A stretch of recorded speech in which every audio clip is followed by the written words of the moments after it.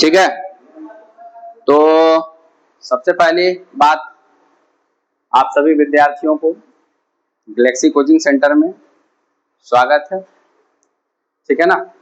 तो आज आपकी टॉपिक स्टार्ट हम करने जा रहे हैं क्लास 8 का ग्रामीण क्षेत्र पर शासन चलाना।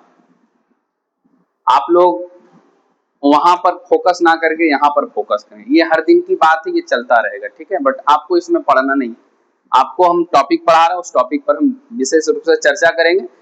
और हमारा ये प्रयास रहेगा कि जब हम चर्चा आपके बीच कर दें तो डेफिनेटली आप इसको याद करके लाया करें। ठीक है। तो टॉपिक का नाम क्या है? ग्रामीण क्षेत्र पर शासन चलाना। देखो, इसके विषय में ऑलरेडी पहले भी हम कुछ बताए है ना। इसके विषय में आपको ऑलरेडी पहले भी बता चुके हैं। और जब ये पूरा लेसन पढ़ा दिए तो इस लेसन में बहुत सारे शब्द आपके पीछे आया था।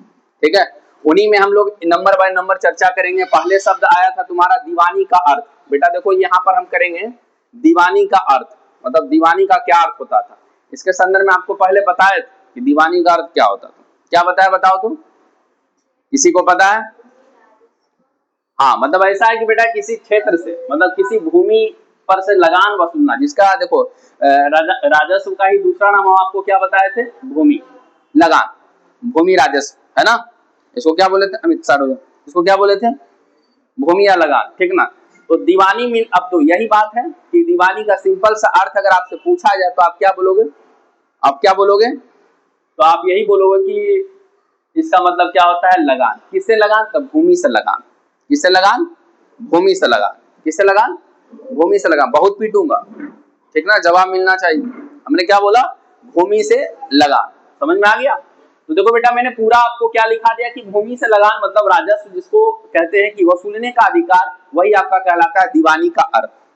वही आपका क्या कहलाता है? दीवानी। तो सिंपल सा समझ में आ गया। दीवानी का मतलब क्या समझेंगे? एक ही लाइन में कहेंगे, भूमि से लगान वसूलना, वही क्या कहलाता है आपका? दीवानी। चलिए, दूसरा आपका टॉपिक हम आपको पढ़ाए थे कि दीवानी मिलने के बाद ईस्ट इंडिया कंपनी का व्यापार कैसा हो गया था। तो दीवानी मिलने के बाद ईस्ट इंडिया कंपनी व्यापारी संस्था से शासक बन गया। जैसे उसको दीवानी मिला ना, तो जो पहले कंपनी व्यापार कर रहा था, अब वो क्या बन बैठा? शासक। ठीक है, जो पहले क्या कर रहा था, मतलब व्यापार कर रहा था, बिजनेस करने आया था, और बिजनेस करते करते हमारे यहाँ क्या बन गया? वो शासक बन गया। बस समझ में आया? देखिए, चौथा बिंदु आप यहाँ पर देखेंगे। चौथी बात हम आपको ये बताए थे बेटा कि कंपनी का मुख्य उद्देश्य अधिक से अधिक राजस्व कमाना, वसूलना, कमाना या वसूलना था। मतलब कंपनी जब यहाँ आया था तो उसका मेन मोटो क्या हो गया? मेन मोटो क्या हो गया उसका? हमको अधिक से अधिक लगान वसूलना है, अधिक से अधिक राजस्व लेना है। क्योंकि जितना ज्यादा वो राजस्व जुटाएगा, वो अपने संसाधन में उतना ज्यादा इन्वेस्ट करेगा, खर्च करेगा, है ना। हम अपने परिवार के लिए ज्यादा अर्न करना चाहते हैं बेटा। क्यों? क्योंकि हम अपने बच्चों पर, हम अपने परिवार पर ज्यादा खर्च कर सके, उसकी सुख सुविधा के लिए हम ज्यादा उस पर क्या कर सके? निवेश कर सके, है ना। तो यही काम तुम्हारा कंपनी का मुख्य उद्देश्य क्या था? बस यही था, अधिक लगान वसूलना, अधिक लगान वसूलना। अब अगला टॉपिक था तुम्हारा, मतलब अगला पॉइंट है तुम्हारा कि किसानों से अधिक लगान लेने के कारण उनकी आर्थिक स्थिति क्या होगी? खराब होगी। अब स्वाभाविक सी बात है कि किसान से जब ज्यादा लगान हम वसूलेंगे तो उसकी स्थिति क्या होगा? खराबी तो होगी ना। एटलीस्ट हुआ भी यही। धीरे धीरे हमारे देश के लोगों को क्या कर दिया? खोखला बना दिया। और एटलीस्ट हम लोग मजबूर हो गए उसके खिलाफ जाने के लिए। हम लोग एकदम मजबूर हो गए उसके खिलाफ जाना ही जाना, क्योंकि हमसे जितना हो पाया हमने किया। लेकिन जब जरूरत से ज्यादा हमसे लगान लेने लगा अंग्रेज सरकार, तो हम उसके खिलाफ हो गए, हम आंदोलन करने लगे। और आंदोलन के विषय में आगे वाला अध्याय हम लोग पढ़ेंगे। चलिए, चौथा के बाद अब अगला नंबर है आपका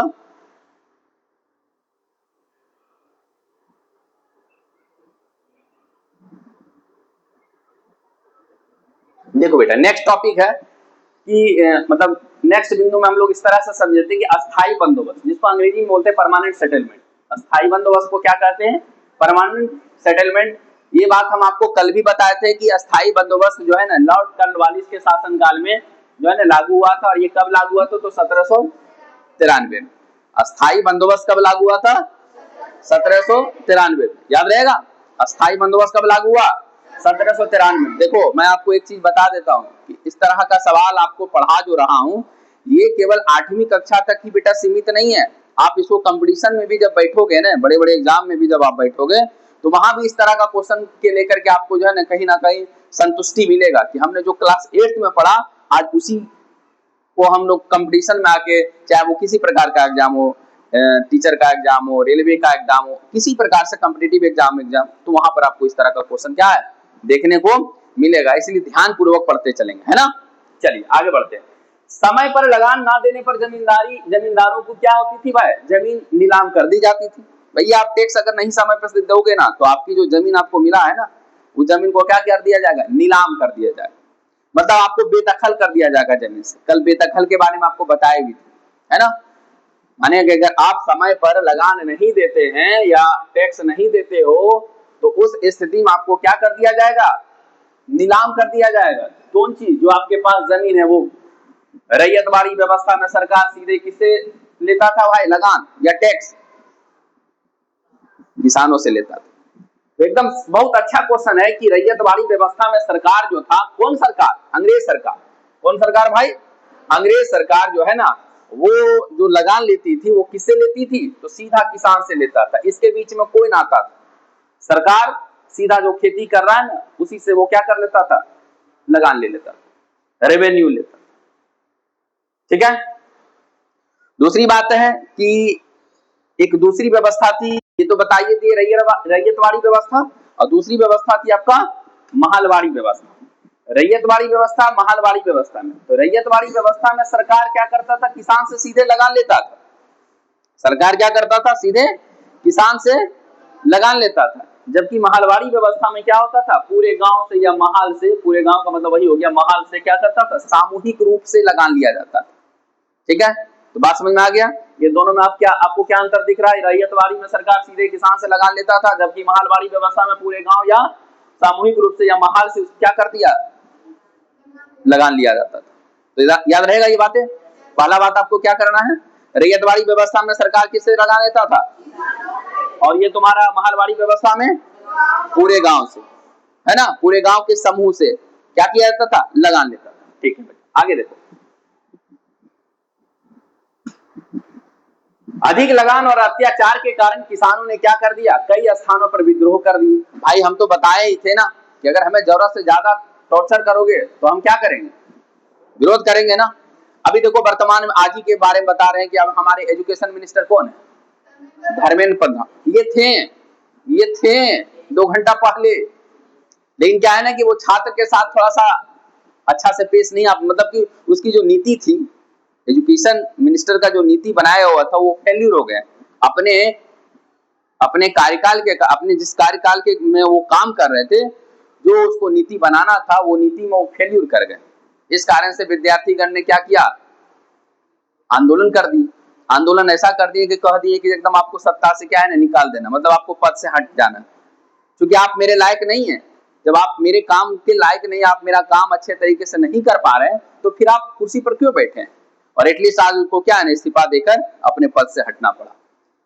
अब देखते हैं कौन एजुकेशन मिनिस्टर, वो तो बात की बात है। तो उसी प्रकार से बेटा क्या है ना कि जब हम सब ज्यादा परेशान हो जाते हैं ना तब हम उसके खिलाफ हो जाते हैं। तो हम विद्यार्थीगण क्या हो गए थे? परेशान हो गए थे। विद्यार्थीगण क्या हो गए थे? परेशान हो गए थे। ठीक है, तो देखो आगे। अभी दूसरा बात, तो इसी प्रकार से क्या हुआ कि अधिक लगान जब लेने लगा, अत्याचार करने लगा, तो किसान लोग क्या किया? उसके खिलाफ हो गए, विद्रोह करने लगे। इस अध्याय में हमें पता चलता है कि अंग्रेजों, देखो बेटा, तो इस तरह से हम देखे हैं कि इस अध्याय में हमें पता चलता है कि अंग्रेजों की जो भूमि राजस्व नीतियों ने भारतीय ग्रामीण जीवन और कृषि व्यवस्था पर क्या किया? गहन प्रभाव, जो है ना, गहरा प्रभाव डाला। और प्रभाव ऐसा था कि हम लोग इसका विरोध ही बन बैठे। तो इसलिए अगर अंग्रेज भी चाहता ना तो यहाँ पर अच्छा से शासन चलाता, बट क्या है ना, हमें कुछ ज्यादा परेशान करने लगा। तो जब लोग हमें ज्यादा परेशान करने लगता है तब हम उसके खिलाफ हो जाते हैं। जब हमें लोग ज्यादा परेशान करने लगता है तो हम क्या हो जाते हैं? उसके खिलाफ हो जाते हैं। ठीक ना। चलिए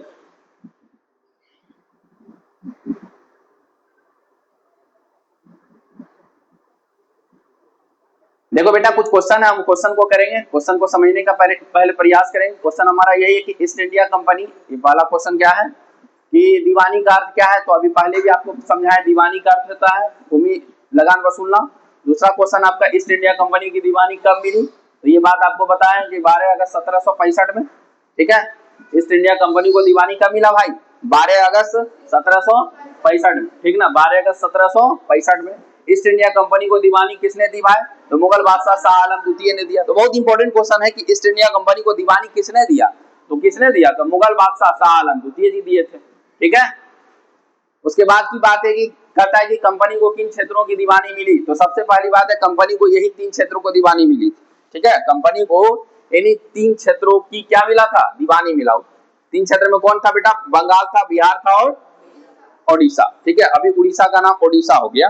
ठीक है, अभी याद रखना, अभी आपको पता है ना कि ये बंगाल है, ये बिहार है, ये उड़ीसा, हम लोग किसमें हैं, तो हम लोग तो बिहार में। बिहार की राजधानी, ये तो आसान है, आपको जानना चाहिए है ना। तो इस तरह से ये बातें हुई।